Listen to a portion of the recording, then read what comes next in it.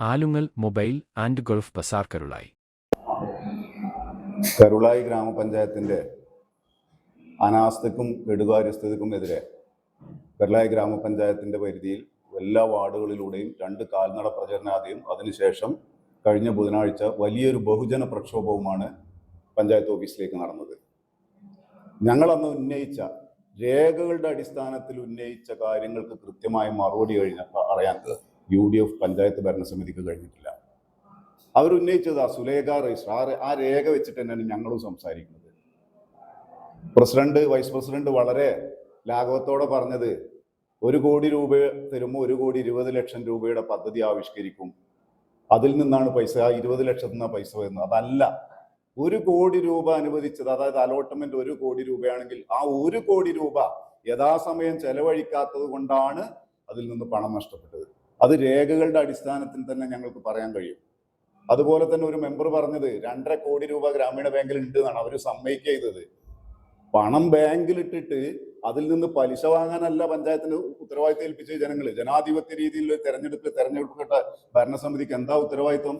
അത് യഥാസമയം ജനങ്ങൾക്ക് ഉപകാരപ്രദമാവുന്ന രീതിയിൽ വികസന പദ്ധതികൾ നടപ്പിലാക്കാനാണ്.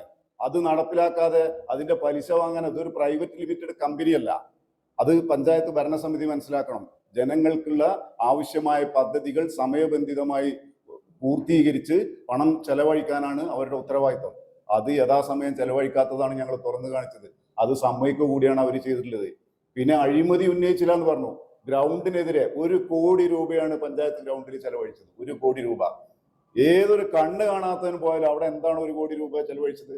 നേരത്തെ ഉണ്ടായിരുന്ന ഗ്രൗണ്ടിന്റെ സൗകര്യം പോലും ഇല്ലാതെയാക്കി. ഇപ്പൊ ഗ്രൗണ്ട് ഒരു തോണിമാരിയാ. മഴ പെയ്താൽ അതിൽ കുള. നമ്മുടെ യുവാക്കൾക്ക്, കരുളായി ഗ്രാമപഞ്ചായത്തിലെ യുവാക്കൾക്ക് കളിക്കാനുള്ള ഗ്രാമപഞ്ചായത്തിന്റെ പരിധിയിലുള്ള ഏക പഞ്ചായത്ത് ഗ്രൗണ്ട് അത് ഇന്ന് കളി നടത്താൻ പറ്റാത്ത സ്ഥിതിയിലേക്കാക്കി. അതാണ് 1 കോടി രൂപയിൽ 25 ലക്ഷം രൂപ പോലും അവിടെ ചെലവഴിച്ചിട്ടില്ല എന്ന് ഞങ്ങൾ ഉന്നയിക്കുകയാണ്. എല്ലാവരും പോയി നോക്കിയാൽ മതി. അതുപോലെ തന്നെ ഈ ചെലവാക്കാത്ത പൈസയെ കുറിച്ച് നിങ്ങൾക്ക് എല്ലാവർക്കും, നിങ്ങൾ വാർത്താ മാധ്യമങ്ങളാണല്ലോ, വിവരാവകാശ പ്രകാരം സെക്രട്ടറിക്ക് ഒന്ന് കൊടുക്കി. ഈ 4.25 കൊല്ലം കൊണ്ട് 6 കോടി രൂപ ലാപ്സാക്കിയ രേഖ നിങ്ങൾക്ക് കിട്ടും. ആ രേഖ വെച്ചിട്ടാണ് ഞങ്ങൾ സംസാരിക്കുന്നത്. കരുളായി ഗ്രാമപഞ്ചായത്ത് ഭരണസമിതിയുടെ കഴിഞ്ഞ 5 വർഷത്തെ കെടുകാര്യസ്ഥയും അനാസ്ഥയും മൂലം ഈ പഞ്ചായത്തിനുണ്ടായ നഷ്ടങ്ങൾ കണക്കുകൾ വെച്ച് വ്യക്തമായി വിശദീകരിച്ചുകൊണ്ടാണ് പ്രതിപക്ഷം സമരരംഗത്തേക്ക് വന്നത്. അതിന് മറുപടിയായി UDF നേതാക്കൾ ഒരു പത്രസമ്മേളനം നടത്തുകയുണ്ടായി. ആ പത്രസമ്മേളനം കൃത്യമായി വിലയിരുത്തുകയാണെങ്കിൽ ഞങ്ങൾ ഉന്നയിച്ച ആവശ്യങ്ങൾ ഞങ്ങൾ ഉന്നയിച്ച പ്രശ്നങ്ങൾ അവർ കൂടി അംഗീകരിക്കുന്ന തരത്തിലാണ് മറുപടി ഉണ്ടായിട്ടുള്ളത്. ഞങ്ങൾ ഈ കാര്യത്തിൽ വ്യക്തമായിട്ട് ഉന്നയിച്ചത്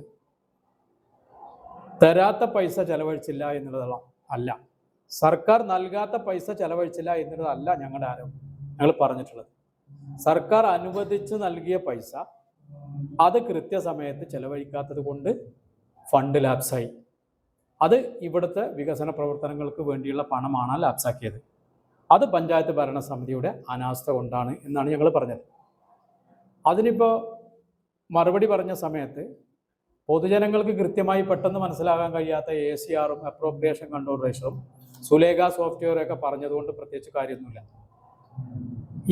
ഈ സാധനമാണ് ഇപ്പോൾ ഈ സുലേഖ സോഫ്റ്റ്വെയറിൽ നിന്ന് ഓരോ വർഷത്തെയും ആ വർഷത്തെ മുഴുവൻ പ്രൊജക്റ്റുകളും അതിൻ്റെ വരവും ചെലവും ഒക്കെയാണ് ഈ സാധനം സുലേഖ സോഫ്റ്റ്വെയർ. ACR എന്ന് പറഞ്ഞ ഫണ്ട് നമുക്ക് അനുവദിച്ച് വരുന്നതാണ്. ഇപ്പോൾ ഒരു വർഷത്തെ 2023-24 ഇവിടെ അനുവദിച്ച് കിട്ടിയിട്ടുള്ള ഫണ്ടിൻ്റെ കണക്കാണ്. എന്നാണ് അനുവദിച്ചത് എന്നുള്ളത് ഉൾപ്പെടെ അതിലുണ്ട്. പിന്നെ അതിൽ പറഞ്ഞ ഒരു കാര്യം ശരിയാണ്. അതെന്താണ്? സർക്കാർ പദ്ധതി അലോക്കേഷൻ്റെ 20% കൂടെ കൂട്ടിക്കൊണ്ട് പ്രൊജക്റ്റ് ഉണ്ടാക്കാം. അതെന്തിനു വേണ്ടി ഉണ്ടാക്കുന്നത്? അങ്ങനെ 120% ഉണ്ടാക്കിയാൽ 100% ചെലവഴിക്കാൻ സാധിക്കും. ഒരു ഫണ്ടും പഞ്ചായത്തിന് നഷ്ടപ്പെടില്ല. ഇനി 100% വേണ്ട, 80% തുക ചെലവഴിച്ചാൽ ബാക്കി 20% അടുത്ത വർഷം സ്പിൽ ഓവറായിട്ട് സർക്കാർ തരും. അപ്പോഴും നമുക്ക് നഷ്ടം ഉണ്ടാവുന്നില്ല. ഇപ്പം ഇവർ പറഞ്ഞ 2023-24 ഒരു കണക്കാണ് അവർ പറഞ്ഞത്. മാർച്ച് മാസത്തിൽ ട്രഷറി പോയി 25-ന് ശേഷമാണ് ഫണ്ട് അനുവദിച്ചത്. ട്രഷറി പോയി ക്യൂ നിന്നു, ക്യൂ ലിസ്റ്റിൽ വന്നു, അങ്ങനെ പ്രശ്നങ്ങൾ എന്നൊക്കെ പറഞ്ഞു.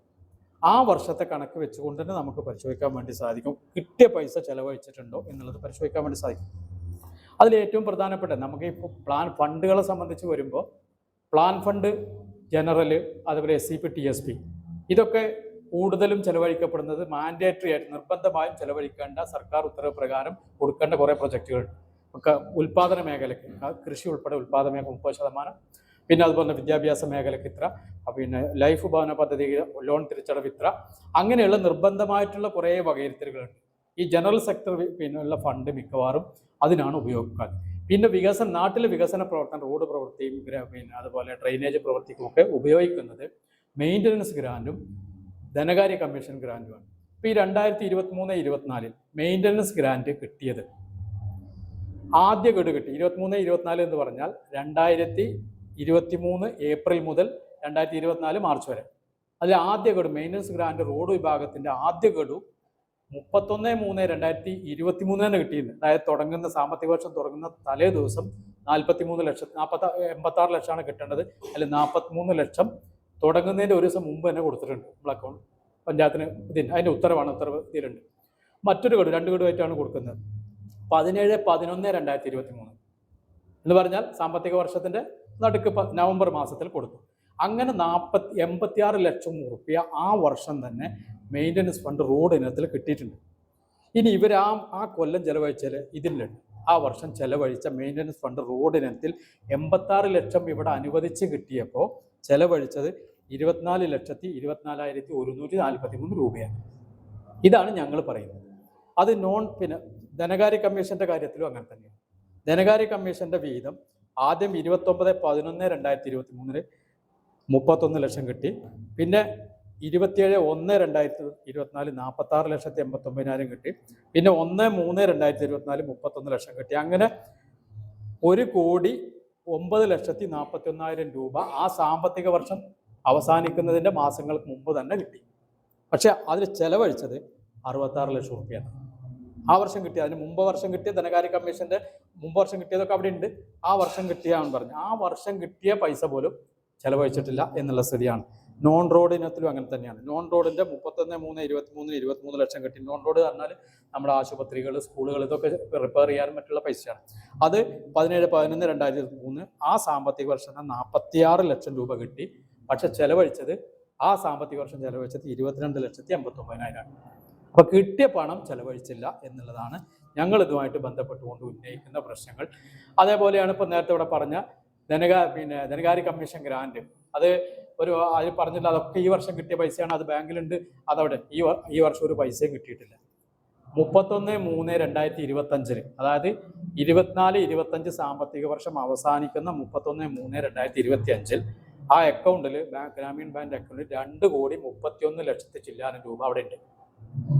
അതിപ്പോൾ അതിനാകെ ചെലവഴിക്കുന്നത് 3-4 ലക്ഷം രൂപയാണ് ചെലവഴിച്ചത്. അത് കഴിച്ച് ബാക്കിയാണ് ഇപ്പോൾ 2,26,00,000 ഞങ്ങൾ പറഞ്ഞിട്ടുള്ളത്. അതാണ് പിന്നെ ഇത് പറയുന്നത്. ഇപ്പോൾ ലാപ്സാവില്ല എന്ന് പറയുന്ന തുക ബാങ്ക് അക്കൗണ്ട് കടന്നുകൊണ്ട് അതിന് പലിശ കിട്ടിയിട്ട് കാര്യമില്ല. അത് ചെയ്യേണ്ട പ്രവൃത്തി നടന്നിട്ടില്ല. അപ്പോൾ ഈ വസ്തുതയാണ്. ഇത് എന്തുകൊണ്ടാണ് സംഭവിച്ചതെന്നാണ് ഞങ്ങൾ പറഞ്ഞത്. കാരണം ഇത് കൃത്യമായിട്ട് സർക്കാർ അനുവദിക്കുന്ന ഫണ്ട് അത് കൃത്യമായി പ്രൊജക്റ്റ് തയ്യാറാക്കാനും ആ പ്രൊജക്റ്റ് നടപ്പിലാക്കുന്ന കാര്യത്തിൽ അതിൻ്റെ സാങ്കേതികാനുമതി വാങ്ങുക, ടെൻഡർ ചെയ്യുക, കരാറുകാരനെ കൊണ്ട് പണിയെടുപ്പിക്കുക, അതേപോലെ ഉദ്യോഗസ്ഥരെ വിളിച്ച് കൃത്യമായ അവലോകനം നടത്തുക. ഇതിനൊന്നും കരുളായി പഞ്ചായത്തിലെ UDF ഭരണസമിതിയിൽ ഉത്തരവാദിത്തപ്പെട്ട ആരുമില്ലാത്തത് കൊണ്ട് അനാസ്ഥ കൊണ്ട് പിടിപ്പുകേട് കൊണ്ട് ഇത് നഷ്ടപ്പെട്ടു എന്നുള്ളതാണ് നടത്തിയത്. അത് ഈ പഞ്ചായത്തിനുണ്ടായിട്ടുള്ള വലിയ നഷ്ടമാണ്, നികത്താൻ പറ്റാത്ത നഷ്ടമാണ്. അതിപ്പോൾ 6 കോടി എന്ന് ഇപ്പോൾ പറഞ്ഞുള്ളത് 4 വർഷത്തെ കണക്കാണ്. 5 കോടി അതിൻ്റെ കൃത്യമായ കണക്ക് ഇവിടെ കൃത്യമായ കണക്ക് ഓരോ വർഷത്തെ നമ്മൾ കഴിഞ്ഞതിൽ തന്നെ പറഞ്ഞിട്ടുള്ളതാണ്. നഷ്ടപ്പെട്ടു പോയത് നമുക്ക് 21-22 ആകെ ചെലവ് ഞങ്ങൾ അന്ന് പറഞ്ഞു 67%. ഈ 67% ബാക്കി 33%. ഈ 33%-ൽ 20% കിട്ടും, ബാക്കി 13%. ആ 13% എന്ന് പറയുന്നത് 81,95,000 രൂപ ആ വർഷം ലാപ്സായി. പിന്നെ 22-23 അതിൽ ആകെ ചെലവഴിച്ചത് 66%. ഈ 66% കഴിഞ്ഞാൽ ബാക്കി 34% ഉണ്ട്. 34-20 കിട്ടും, 14 നഷ്ടപ്പെട്ടു. അങ്ങനെ 14% എന്ന് പറഞ്ഞാൽ 1,15,76,000 രൂപയാണ്. ഇനി 23-24 നേരത്തെ പറഞ്ഞ കണക്കിൻ്റെ ആ സമയത്താണ് 2,63,26,000 രൂപ നഷ്ടപ്പെട്ടു. കാരണം അന്ന് 52% മാത്രമേ ചിലവുള്ളൂ. 48-ഉം ചെലവഴിക്കാൻ പറ്റുകയില്ല.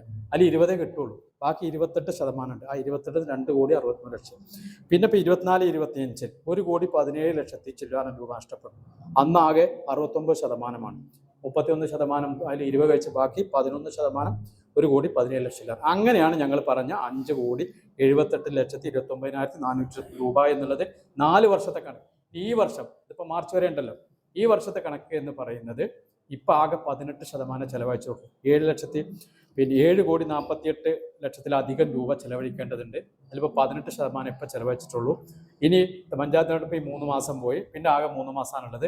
അതിൽ എത്ര ചെലവഴിക്കും എന്നുള്ളത് അപ്പോൾ നമ്മൾ പറയുന്ന 6 ചിലപ്പോൾ 7-8 കോടിയിലേക്ക് സാഹചര്യം പോകുന്ന സ്ഥിതിയാണ് ഇവിടെ ഉള്ളത്. ഈ വസ്തുതയാണ് ഞങ്ങൾ പഞ്ചായത്തിൻ്റെ ജനങ്ങളുടെ മുന്നിൽ ബോധിപ്പിക്കുന്നത്. ഇതിന് മറുപടി പറയാൻ കൃത്യമായിട്ട് അവർക്ക് സാധിച്ചിട്ടില്ല. കാരണം മറുപടി പറയാനല്ല, രേഖകൾ വെച്ച് മറുപടി പറയാൻ വേണ്ടി കഴിയില്ല. ആ അനാസ്ഥ കൊണ്ട് നഷ്ടപ്പെട്ടത് തന്നെയാണ് എന്നാണ് ഞങ്ങൾക്ക് പറയാനുള്ളത്. സമരവും നടത്തി അതിനവർ പറഞ്ഞ ചില കാര്യങ്ങൾക്കൊരു വ്യക്തത കൂടി വരുത്താനാണ് ഇപ്പോൾ ഈ വാർത്താ സമ്മേളനം ഞങ്ങൾ വിളിച്ചത്. അതിലൊരു പ്രധാനപ്പെട്ട കാര്യം ഞങ്ങൾ ഉന്നയിച്ചതിന് മറുപടി പോലും ഒരു പറയാൻ കഴിഞ്ഞിട്ടില്ല. ഒന്ന്, ജലജീവൻ മിഷനുമായി ബന്ധപ്പെട്ടുകൊണ്ടാണ്. കാരണം അതിൻ്റെ സ്ഥലം ഏറ്റെടുക്കുന്നതിന് വേണ്ടി പഞ്ചായത്ത് എന്ത് നിലപാട് സ്വീകരിച്ചു എന്ന് കഴിഞ്ഞ വാർത്താ സമ്മേളനത്തിലും അവർ പറഞ്ഞിട്ടില്ല, മറ്റെവിടെയും ഇതുവരെ അവർ പറഞ്ഞിട്ടില്ല. കാരണം അതടക്കം സംസ്ഥാന ഗവൺമെൻറ്റിൻ്റെ ഒരു പദ്ധതി എന്ന നിലയിലാണ് അവരതിനെ ആ രീതിയിൽ ഒരു നെഗറ്റീവ് തരത്തിലേക്ക് കാണും. അതുപോലെ തന്നെ നിലാവ് പദ്ധതി, ആ കാര്യങ്ങളും ഞങ്ങൾ ഊന്നി ഈ പഞ്ചായത്തിൽ നടപ്പാക്കുന്നതിനാവശ്യമായി പ്രതിപക്ഷ മെമ്പർമാരും ആവശ്യപ്പെട്ടു. അതിനുശേഷം പാർട്ടി എന്ന നിലയിൽ ആവശ്യം അതിൻ്റെയൊക്കെ ജാള്യത മറയ്ക്കാനാണ് ഇപ്പോൾ സംസ്ഥാന ഗവൺമെൻറ് തദ്ദേശഭരണ സ്ഥാപനങ്ങളിലൂടെ സംസ്ഥാന ഗവൺമെൻറ്റിൻ്റെ വികസന നേട്ടങ്ങളും ക്ഷേമ പ്രവർത്തനങ്ങളും ഓരോ പഞ്ചായത്തിലെ പ്രവർത്തനങ്ങൾ, വികസന പ്രവർത്തനങ്ങൾ ജനങ്ങളിലേക്ക് എത്തിക്കാനാണ് വികസന സദസ്സുകൾ സംഘടിപ്പിക്കുന്നത്. ആ വികസന സദസ്സ് കേരളയിൽ അവർ ബഹിഷ്കരിച്ചു. അപ്പോൾ കഴിഞ്ഞ ദിവസം നമ്മൾ കണ്ടിട്ടുണ്ടാവും. കാരണം അവിടെ ജനങ്ങളെ വിളിച്ച് കരുളായി പഞ്ചായത്തിൻ്റെ വികസനവും അതുപോലെ തന്നെ സർക്കാരിൻ്റെ വികസനവും പറയുന്നൊരു വേദി പോലും അവർ ഉപയോഗിക്കുന്നില്ല. അതിൻ്റെ കാരണം എന്താ?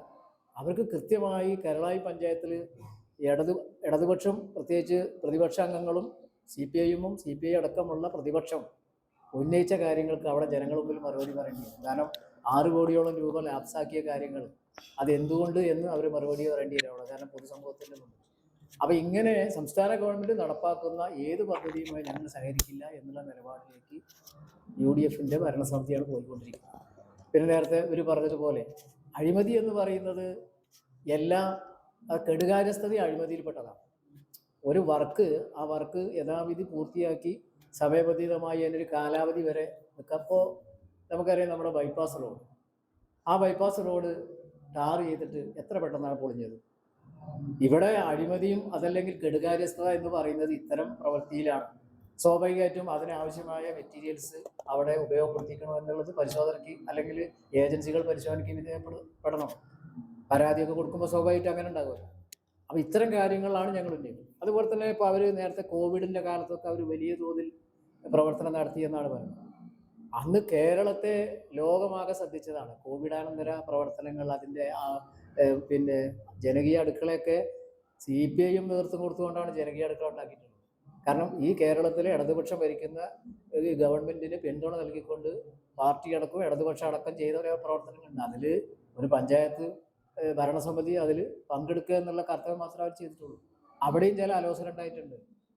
അവിടെ വളണ്ടിയർമാരായി നിശ്ചയിക്കുന്നതുമായി ബന്ധപ്പെട്ടുകൊണ്ട്, സന്നദ്ധ പ്രവർത്തകരെ തീരുമാനിക്കലുമായി ബന്ധപ്പെട്ടുകൊണ്ട്, സന്നദ്ധ പ്രവർത്തകർക്ക് ആവശ്യമായ അവരുടെ വാഹനങ്ങളിൽ അടിക്കുന്ന പക്ഷേ പെട്രോളിൻ്റെ പണം കൊടുത്തതിലടക്കം വലിയ ആക്ഷേപം നിലനിന്നിരുന്നു. സ്വാഭാവികമായിട്ടും നമുക്കറിയില്ല, ചിലത് തെളിവ് തരാനൊന്നും ചിലപ്പോൾ ആളുകൾ ഉണ്ടാവില്ല. അങ്ങനെയാണല്ലോ. എന്നാൽ അത് പരാതികൾ വന്നിട്ടുണ്ട്, പല ആളുകൾ കിട്ടാതെ വന്നിട്ടുണ്ട്. എന്നാൽ കിട്ടിയത് തന്നെ അതിൻ്റെ കണക്ക് വെച്ച് പരിശോധിക്കുമ്പോൾ കുറച്ചധികം പെട്രോൾ പമ്പെന്ന് എന്താ പറയുക, എണ്ണ അടിച്ച കണക്ക് കാണിച്ച് ബില്ല് മാറി എന്ന കാര്യങ്ങളൊക്കെ അന്നെ സംബന്ധിച്ച് പറഞ്ഞിട്ടുണ്ട്.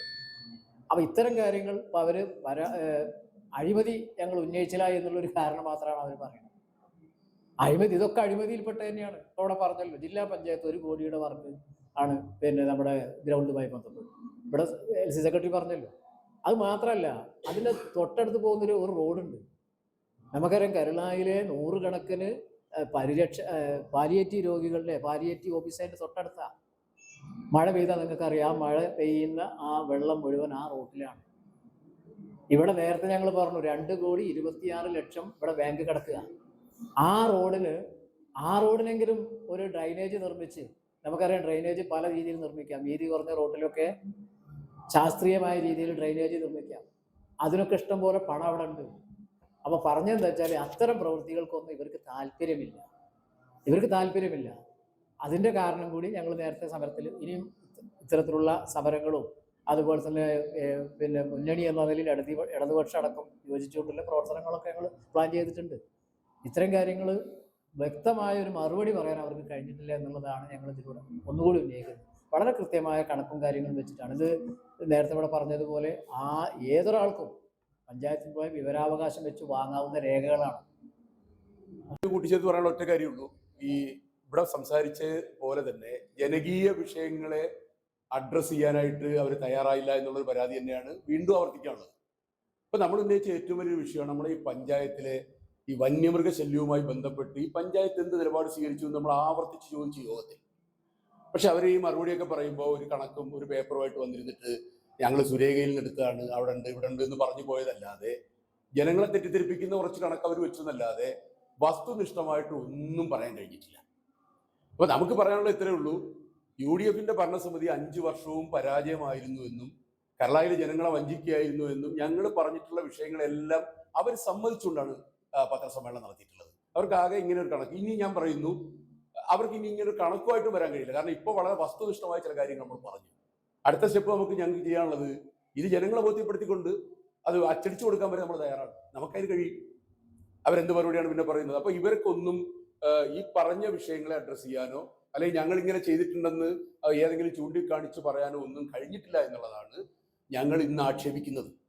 അതൊരു ആക്ഷേപത്തിന് വേണ്ടിയല്ല, വസ്തുതാപരമായ കാര്യമാണ്. അഴിമതിയും കാര്യങ്ങളും ഒക്കെ ആയിട്ട് ബന്ധപ്പെട്ട കാര്യങ്ങൾ ഇവിടെ പറഞ്ഞു കഴിഞ്ഞു. ഇവരിപ്പോൾ എന്താ സന്തോഷിച്ച് നടക്കാണ്, അഴിമതി ഇല്ല, ഞങ്ങളെക്കുറിച്ച് പറഞ്ഞില്ല എന്നുള്ളത്. വരും, ഇനി ഇഷ്ടം പോലെ പറയാനുള്ള സമയമുണ്ടല്ലോ. ആ സമയത്ത് ആ കാര്യങ്ങളൊക്കെ പറയാം. ഇപ്പൊ നമുക്കറിയേണ്ടത് ജനങ്ങളെ ഇവർ വഞ്ചിച്ചിട്ടുണ്ടോ എന്നുള്ളത് കൃത്യമായി പറയണം. അതാണ് ആവശ്യപ്പെടാനുള്ളത്. വേറെ ഒന്നുമില്ല പ്രത്യേകിച്ച്. രണ്ടു കൂട്ടർക്കും സ്വാഭാവികമല്ല. ജില്ലാ പഞ്ചായത്തിൽ നിന്നുള്ള പരിപാടി നടക്കുമ്പോൾ അത് നേതൃത്വം കൊടുക്കുന്ന ജില്ലാ പഞ്ചായത്തിലെ പങ്കാളിത്തമുണ്ടല്ലോ.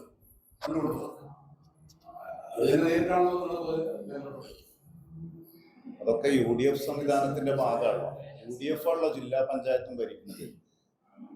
ഗ്രാമപഞ്ചായത്തിന്റെ പരിധിയിലുള്ള ഗ്രൗണ്ടിൽ, അതായത് ഗ്രാമപഞ്ചായത്തിന്റെ അധികാര പരിധിയിലുള്ള ഏത് സാധനങ്ങളിലും പണം ചെലവഴിക്കും ഗ്രാമപഞ്ചായത്തിന്റെ അനുമതി വേണം. ഇത് ഗ്രാമപഞ്ചായത്തും കൂടിയിട്ടുള്ള ഒരു ചെലവഴിക്കലാണ്. അതാണ് നമ്മൾ അഴിമതിയായിട്ട് കൊണ്ടുവരുന്നത്. നിങ്ങൾ സന്ദർശിച്ചു നോക്കൂ, 1 കോടി രൂപയുടെ എന്ത് വർക്കാണ് ആ ഗ്രൗണ്ടിനകത്ത് നടന്നത് എന്നുള്ളത്. ഇപ്പോൾ നമ്മളിപ്പോൾ ഭൂമി ഏറ്റെടുത്തു കൊടുക്കുക, ജലജീവൻ മിഷന്റെ ഭൂമി ഏറ്റെടുത്തു കൊടുക്കേണ്ടത് ഗ്രാമപഞ്ചായത്താണ്. ഗ്രാമപഞ്ചായത്തിന്റെ അധികാര പരിധിയിലുള്ള കാര്യങ്ങളിൽ നിന്ന് ഭൂമി ഏറ്റെടുത്തു കൊടുക്കൽ, മറ്റു സ്ഥാപനങ്ങൾക്ക് സഹായം ചെയ്യൽ, ഏതോ ആശുപത്രി പോലുള്ള സ്ഥാപനങ്ങൾക്ക് സഹായം ചെയ്യൽ, ഇതൊക്കെ ചെയ്യേണ്ടത് ഗ്രാമപഞ്ചായത്താണ്. ആ ഗ്രൗണ്ടിന് അലോട്ട് ചെയ്ത് ഗ്രാമപഞ്ചായത്ത്, ആ ഭൂമി ഏറ്റെടുത്തു കൊടുക്കാത്തതും ഗ്രാമപഞ്ചായത്താണ്. അപ്പം തികച്ചും ഉത്തരവാദിത്വം UDF ഭരണസമിതിയുടെ പേരിൽ തന്നെയാണ്. അതുകൊണ്ടാണ് ഞങ്ങൾ ആ ഒരു ആക്ഷേപം ഉന്നയിച്ചത്. പിന്നെ നേരത്തെ സൂചിപ്പിച്ച ബൈപ്പാസ് റോഡ് നിങ്ങളെല്ലാവരും കാണുന്നതാണല്ലോ, 1 കൊല്ലമായിട്ടില്ല ടാർ ചെയ്തിട്ട്. അതിൽ അഴിമതി നടന്നിട്ടുണ്ടോ ഞങ്ങളും അന്വേഷിച്ചുകൊണ്ടിരിക്കുകയാണ്. അതിൽ അഴിമതി നടക്കാതെ അത്ര അധികം അലോട്ട് ചെയ്ത സാധനങ്ങൾ, മെറ്റീരിയൽസ് യഥാസമയം ഉപയോഗിച്ചിട്ടുണ്ടെങ്കിൽ ആ റോഡ് അത്ര എളുപ്പം പോയില്ല. അതാണ് അഴിമതിയുടെ ലക്ഷണം. ഡീറ്റെയിൽസ് ആയിട്ട് ഇനിയും അഴിമതിയുടെ ഒരു വലിയ തന്നെ ഞങ്ങൾക്ക് മുന്നിൽ നിരത്താനുണ്ട്. അത് ഇതിൽ ഞങ്ങൾ പറഞ്ഞു.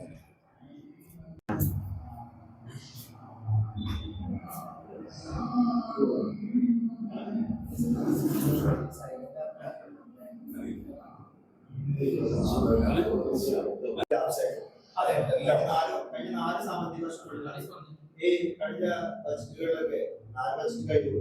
ബജറ്റുകളുടെ ഈ ഫണ്ടിലാംശം തീർച്ചയായിട്ടും പലതവണ ഈ വിഷയം മാത്രമേ ഈ വർഷം വലിയ തുക ലാഭസാകാൻ പോകുന്നത്. അതുവരെ എല്ലാവർക്കും 15% ഇപ്പോ അവിടെ പരമാവധി പറഞ്ഞു ഈ ഭരണസമിതി അല്ലെങ്കിൽ UDF ഭരണസമിതിയുടെ നിലപാട് ചെയ്യുന്നില്ല. അത് ജനങ്ങളോട് പറയാൻ ബാധ്യതപ്പെട്ടവരാണ് ഞങ്ങൾ. അതുകൊണ്ടാണ് ജനങ്ങളുടെ ഇടയിൽ ഞാൻ മാസം നയിച്ച 2 ജാഥ ഈ പഞ്ചായത്തിലെ 17 വാർഡിലെ 20 സീറ്റുകളിലെ 20ഓളം സ്ഥലങ്ങളിൽ ഞങ്ങൾ പോയി സംസാരിച്ചു. അതിൽ കൂടെയാണ് പഞ്ചായത്തിലേക്ക് മാർച്ചുന്നത്. ജനങ്ങളെ മുമ്പിൽ നമ്മൾ പറയണം, ജനങ്ങൾ വിജയിച്ചിട്ട് അതിന് വേണ്ടിയിട്ടാണ് തീരുമാനങ്ങൾ 5 കോടി 2 കോടി 36 ലക്ഷം ബാങ്കിലുണ്ടല്ലോ. എന്ത് വർത്തമാനമുള്ളത്? പൈസ ചെലവഴിക്കാൻ കൊടുത്തിട്ട് ആ പൈസ ബാങ്കിലുണ്ടെന്നാണ് പറയുന്നത്. അങ്ങനെ പൈസ ബാങ്കിലിടാനാണെങ്കിൽ വീട്ടിൽ വേറെ പ്രശ്നമൊന്നുമില്ല. ഇവരെ ആവശ്യമില്ല. മറ്റൊരു കാര്യം, നമ്മൾ യഥാകാലങ്ങളിൽ പദ്ധതി ഉണ്ടാക്കാതെ ഫണ്ട് അങ്ങനെ വെച്ചാൽ പദ്ധതി ഉണ്ടാകും.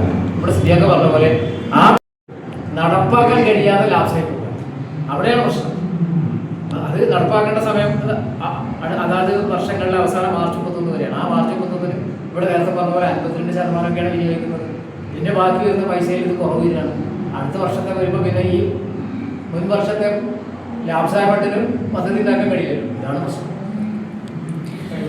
കരുളായി ഗ്രാമപഞ്ചായത്ത് UDF ഭരണസമിതിയുടെ 5 വർഷത്തെ വികസന വിരുദ്ധ നിലപാടും പിടിപ്പുകേടും തുറന്നു കാണിച്ച് പ്രതിപക്ഷമുയർത്തിയ എല്ലാ ആരോപണങ്ങളും ശരിവെക്കുന്ന തരത്തിലാണ് ഭരണകക്ഷി നേതാക്കളുടെ മറുപടിയെന്ന് CPM നേതാക്കൾ പത്രസമ്മേളനത്തിൽ പറഞ്ഞു. ഭരണത്തിലെ അനാസ്ഥ കൊണ്ട് 6 കോടിയിൽ പരം രൂപ ലാപ്സാക്കിയതിന് വസ്തുതാപരമായ ഒരു വിശദീകരണവും നൽകാൻ കഴിഞ്ഞിട്ടില്ലെന്നും ഇവർ ആരോപിച്ചു. പൊതുജനങ്ങൾക്ക് മനസ്സിലാകാത്ത ACRഉം സുലേഖ സോഫ്റ്റ്വെയറും പറഞ്ഞ് ഉത്തരവാദിത്തത്തിൽ നിന്ന് ഒഴിഞ്ഞുമാറാനാണ് ഭരണപക്ഷം ശ്രമിച്ചത്. പഞ്ചായത്തിന്റെ രേഖയിലുള്ള വ്യക്തമായ കണക്കുകൾ അവതരിപ്പിച്ച പ്രതിപക്ഷം വസ്തുതകൾ നിരത്തിയത്.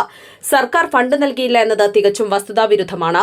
സർക്കാർ നൽകിയ കോടിക്കണക്കിന് രൂപ ഭരണസമിതിയുടെ കെടുകാര്യസ്ഥത കൊണ്ട് യഥാസമയം ചെലവഴിച്ചില്ല എന്നതാണ് യാഥാർത്ഥ്യമെന്നും ഇവർ പറഞ്ഞു. പഞ്ചായത്തിലെ റോഡ് വികസനത്തിനും ഡ്രെയിനേജ് നിർമ്മാണത്തിനും മറ്റു ക്ഷേമ പ്രവർത്തനങ്ങൾക്കുമായി സർക്കാർ നൽകിയ 6 കോടിയിൽ പരം രൂപ നഷ്ടപ്പെടാൻ കാരണക്കാരായവരെ പൊതുജനമധ്യത്തിൽ തുറന്നുകാട്ടപ്പെട്ടതിന്റെ വെപ്രാളമാണ് UDF നേതാക്കളുടെ മറുപടിയിൽ കാണുന്നതെന്നും 1 കോടിയോളം രൂപ ചെലവഴിച്ചുള്ള പഞ്ചായത്ത് ഗ്രൌണ്ട് നവീകരണത്തിലുൾപ്പെടെ വൻ അഴിമതിയാണ് നടന്നിട്ടുള്ളതെന്നും ഇവർ പറഞ്ഞു. വാർത്താസമ്മേളനത്തിൽ local committee secretary Haris Panolan, ക്ഷേമകാര്യ standing committee chairman Siddique Vadakkan, area committee അംഗങ്ങളായ J. Radhakrishnan, P. Balakrishnan, local committee അംഗങ്ങളായ KP Abdurahman, P. Abdul Majeed, K. Santhosh എന്നിവർ പങ്കെടുത്തു. KL 71 news, Karulai.